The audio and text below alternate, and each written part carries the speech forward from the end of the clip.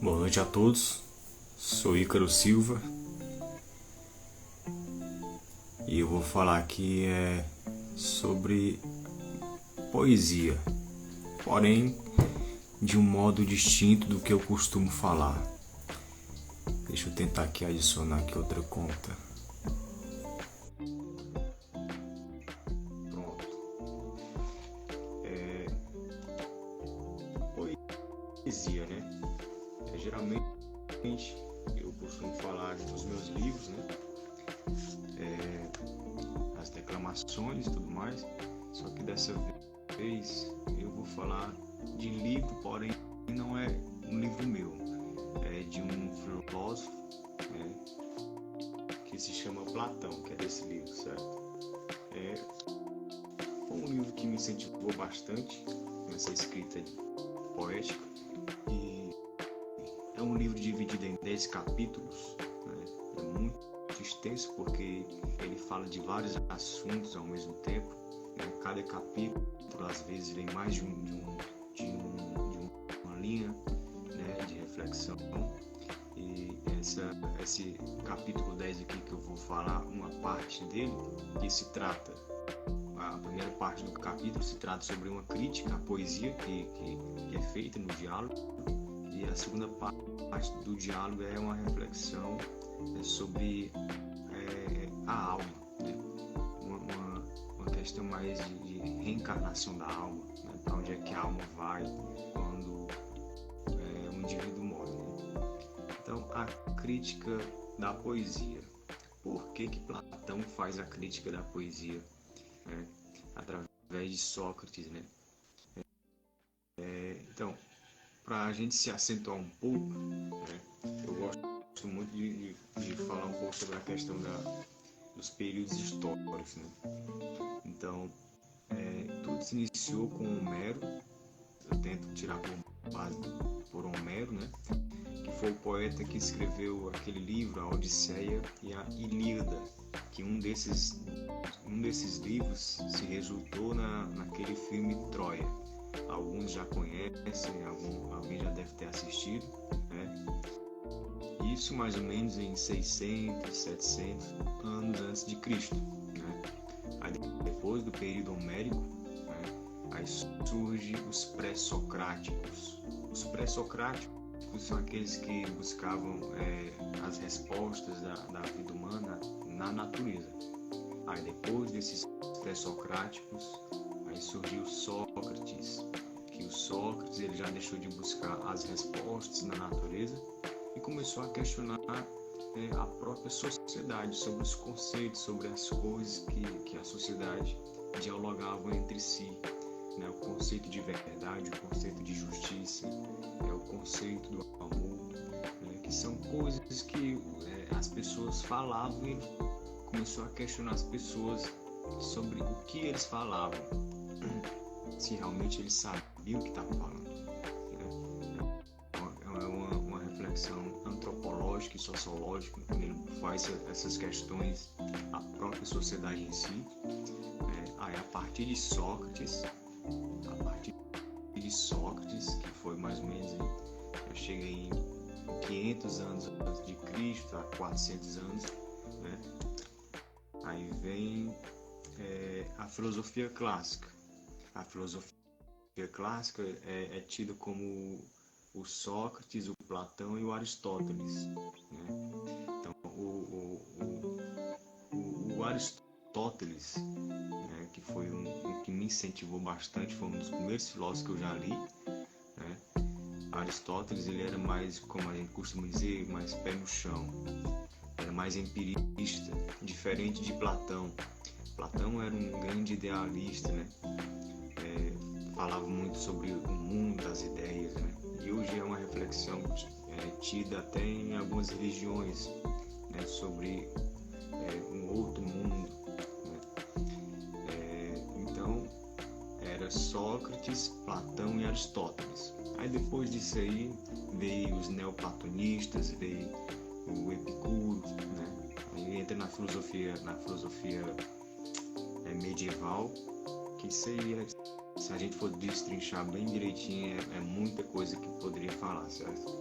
A filosofia medieval, que vem entrar nos pais da igreja, Santo Agostinho, Tomás de Aquino, né? A escolástica, a patrística, né? E depois daí vem a filosofia moderna, onde foi onde surgiu revoluções, a exemplo disso a Guerra Civil Inglesa, a Revolução Francesa e entre outras, né? Que aí surgiu, se expandiu a conceitualização de política, né? Não surgiram tantos filósofos, porém que é só para a gente se situar um pouco nessa questão da história, certo? Então, Platão, nesse livro, A República, ele vai tentar defender, ele até diz que para governar um Estado tem que ser um filósofo, porque ele entende de tudo, né? E seja bem-vindo, Alex. A galera que está entrando, sejam todos bem-vindos. Eu estou falando, hoje não é tanto de poesia, é mais filosofia, né, de Platão. É um livro que me incentivou e me incentiva ainda. Platão, ele escrevia em diálogos, né? Até a gente observa hoje essas questões da questão do gênero textual, né? Porque a filosofia, ela não escreve romance. Existe aqueles que defendem que a filosofia não existe filosofia em romance, né? Mas hoje já existe o romance filosófico. Um exemplo disso é um livro que é bem interessante, que eu aconselho, que é O Mundo de Sofia, né? O Mundo de Sofia, ele vai tratar sobre a história da filosofia, né? É um filósofo que conta a história da filosofia para uma criança, para uma menina. Aí tem um cachorro, o pastor alemão, que ele vai deixando as cartas, e cada carta ele vai retratar um trecho da filosofia, da história da filosofia. Um outro livro também que é bem interessante é Alice no País das Maravilhas, né? Porém, esses aqui são livros que a gente lê, eu posso estar citando, falar um pouco de cada um depois, aí daria cada livro, né? Cada reflexão poderia falar, fazer um vídeo, uma live assim, até mais prático a live, né? Vamos nos voltar para esse livreto aqui do Platão, né? Beleza. Platão e Aristóteles, para a gente ter uma distinção. Platão acreditava que existia um mundo além desse, que esse mundo que a gente vive é tudo cópia, né? E o verdadeiro mundo está para além desse, que é o mundo das ideias, é um outro mundo superior, né? Quando a gente morre, a alma sai do corpo e a alma vai para este mundo das ideias e o corpo fica aqui, né? Então, tudo isso aqui é passageiro, né? Que quando a gente nasce, a alma se prende ao corpo novamente, né? E aí a gente isso aqui que eu estou dizendo sobre a questão da alma está no capítulo 10, né? Desse livro da República. Esse aqui é a segunda parte desse capítulo. A primeira parte, que eu quero me voltar mais nesse vídeo aqui, é sobre a crítica da poesia. Mas como assim a crítica da poesia? Isso mesmo.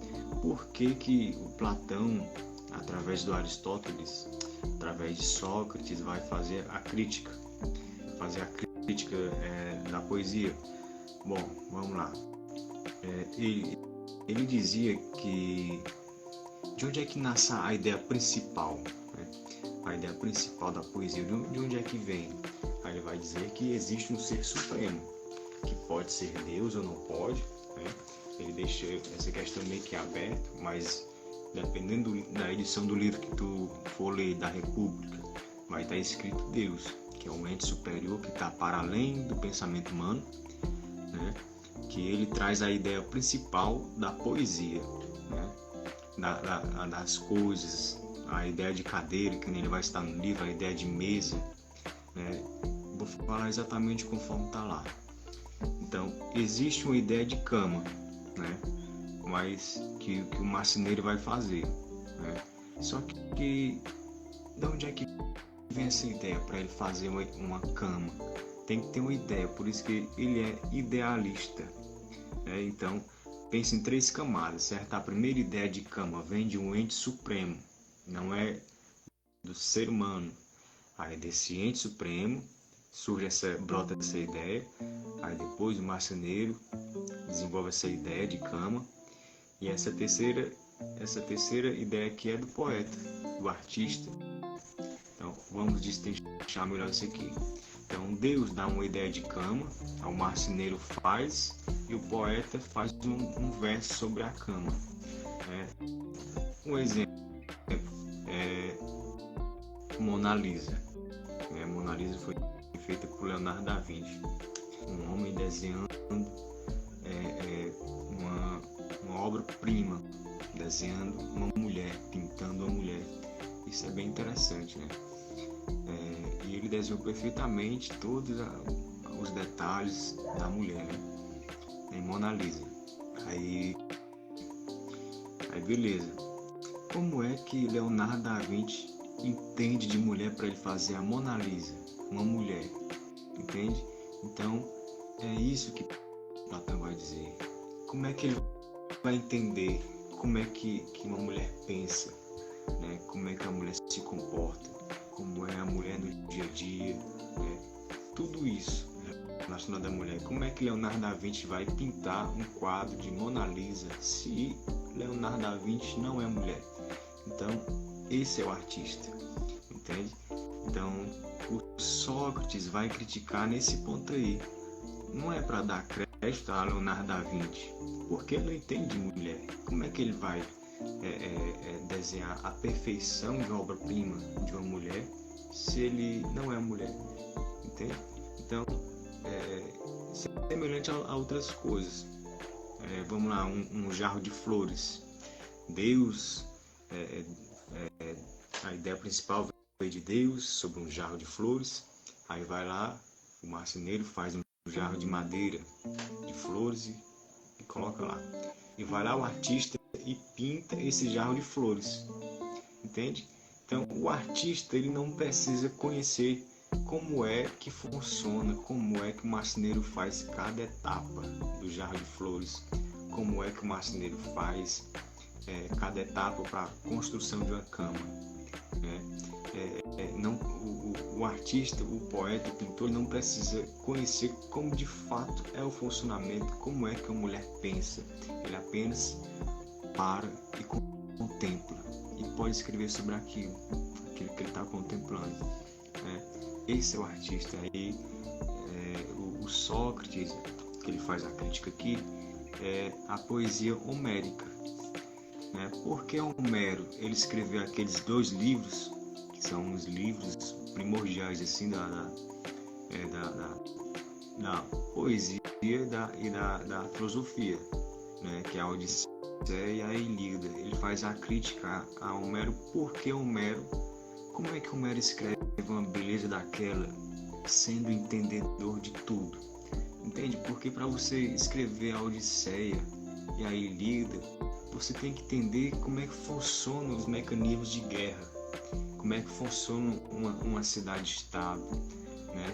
Como é a estratégia para você invadir uma cidade, como é que funciona a política, o comportamento humano entre cidades distintas, como é que funciona as navegações, como é que funciona a educação, a segurança, né? A cultura.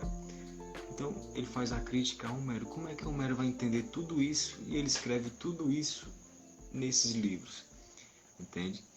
Então é mais ou menos isso, galera. Não sei se deu para vocês pegarem mais ou menos a ideia que ele faz a crítica. Então vamos lá, vou tentar me colocar como exemplo, né? Na filosofia a gente tem que se pôr como exemplo, porque tem parte da gente, o pensamento parte da gente, o desenvolvimento do pensamento, as reflexões parte da gente. Então mais do que geralmente a gente tem que se pôr como exemplo, porque a gente compõe a sociedade. Então vamos lá, né? Vamos lá, Ícaro quer pintar, vamos supor aqui em Itauá. Aqui tem o Serrote do Quinamuiú, né? Tem o Serrote do Quinamuiú, certo? Então eu não preciso entender como é que funciona, como é a engenharia do serrote, a arquitetura. Eu só basta eu olhar o serrote daqui de casa, né? E escrever um verso, entende? Eu não sou engenheiro, eu sou artista, eu sou poeta. Então, que nem Homero. Homero pode não entender nada sobre a engenharia, funcionamento, entende? Mas só o fato de ele olhar o Kinamuyu, entende? Ele subiu o Kinamuyu, né? Não conhecer a história, como surgiu, né? Os períodos que teve as escavações, não precisa conhecer nada, mas a partir do momento que ele olha o Kinamuyu como que é hoje, ele vai escrever de tal modo como se ele conhecesse há muito tempo, porque esse é o poeta, esse é o artista, esse é Homero, né? Então, como é que você vai escrever sobre meio que a historicidade do Kinamuyu se não tem conhecimento? Aí o Sócrates faz a crítica, entende? Aí que nem o Alex é professor de música. Então, por exemplo, você poderia escrever... Eu mesmo, Alex, eu já escrevi muito poema assim, sobre os efeitos que a música causa na gente, né? O feitiço, o perfume que a música toca na gente, entra no nosso ser, né? E nos leva à reflexão. Eu não preciso entender como é que você faz a cifra, você faz a melodia, né? Mas a partir do momento que eu escuto a música e vou escrever essa música, me traz um efeito de existência, eu sinto a minha existência transcender através do meu corpo, entende? É o efeito que a música causa e eu não preciso entender da música, só senti-la. É por isso que o filósofo, o Arthur Schopenhauer, ele diz que a música ela tem uma filosofia que a razão não compreende, e é uma verdade, porque ela está para além da razão, né? Porque independentemente do estado, né, que a gente se encontre, a música causa um efeito, né? Sempre causará. Esse é um feitiço, o perfume musical. Então pessoal, eu acho que é só isso mesmo, né? Sobre a crítica da poesia. Isso aqui vamos dizer assim, uma visão meio que distinta, é meio que eu estou me criticando, vamos dizer assim, porque às vezes eu me vejo como filósofo ou como poeta, então nesse momento estou fazendo a crítica até alguns versos que eu já escrevi, né? Porque tem algumas coisas que eu já escrevi que, tipo, como é que eu vou entender de uma coisa e eu escrevo sobre aquilo?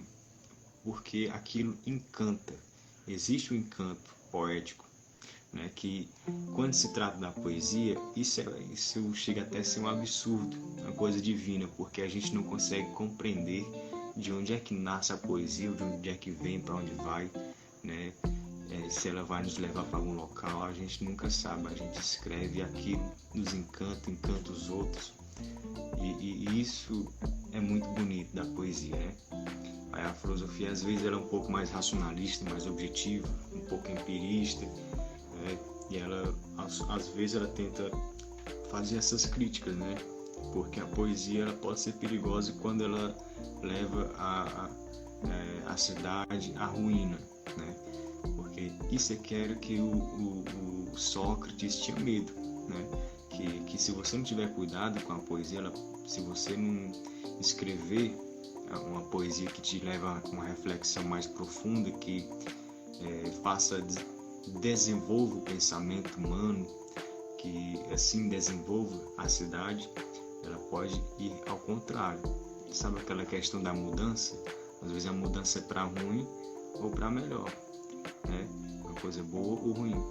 Então Sócrates ele tinha muito medo disso acontecer na Grécia naquele tempo, né? Com essas questões de você ser um entendedor de tudo, isso é suspeito, né? É difícil o homem entender de todos os campos, né, do conhecimento humano, né? Então eu não sei se já tem meia hora esse vídeo, Se eu for falar muito aqui vai se estender demais, né? Então eu acho que é mais ou menos isso. Eu vou tentar, eu acho bem interessante esses momentos assim, que assim eu tiro mais a timidez e vou falando de uma coisa que de fato eu gosto de falar, né? Que é sobre os livros, né? Então é até interessante esse detalhe, porque isso eu acho que serve de incentivo para os outros, né? Os livros que me incentivaram podem incentivar alguém a escrever, né? E a escrita é muito importante, né? É tão importante quanto a leitura, né? É uma coisa que eu tento sempre colocar, martelar, né? Como diz, a gente não só ler, mas produzir a partir do que a gente lê. Porque se a gente ficar só lendo, a gente vai repetir muita coisa. E a repetição às vezes é perigosa. A gente tem que ler, se sentar e refletir, fazer a crítica e produzir, desenvolver o pensamento, né? Porque essa mudança, essa atualização é necessária, né? Porque se eu pego Maquiavel, que lá de 1500, 1600, se eu pego Thomas Hobbes, Montesquieu, se eu pego a Odisseia, que escreveram textos em tempos e espaços diferentes, né? Não tem como você aplicar aquele texto da Grécia Antiga hoje, mas tem como você, através da reflexão, a leitura e essa reflexão mais crítica, você atualizar o pensamento, fazer com que a reflexão de Platão sirva para hoje, entende? Então, eu acho que é isso. Ana Miriam, Karine, professor Bruno, obrigado Bruno. Alex, ter um conhecido posto, pesquisa seria uma busca, isso mesmo. Elisa Carvalho, Kécia, Vem Gravatas, é o Bruno, obrigado Bruno. Ivânia, Pedinho Trompete, Thaís, obrigado a todos, galera. De verdade, eu vou encerrar aqui esse episódio e vou tentar gravar os outros, né? Um outro vídeo, como eu falei aqui dessa primeira parte do capítulo 10 do livro da República. Aí eu vou falar depois da segunda parte, que se trata sobre as almas, a alma humana, né? Que é a reencarnação. Quando você morre, você vai para o mundo das almas, aí tem um processo que você passa até você voltar para cá, para o plano terreno, para esse plano mudando, tá bom? Então, obrigado pela presença. Pode seguir, entrar em contato aí, perguntar qualquer coisa a respeito do livro Filosofia, que será um prazer conversar isso com vocês, tá bom? Então, galera, então boa noite, tá? Até a próxima e me aguarde na próxima live. Abraço.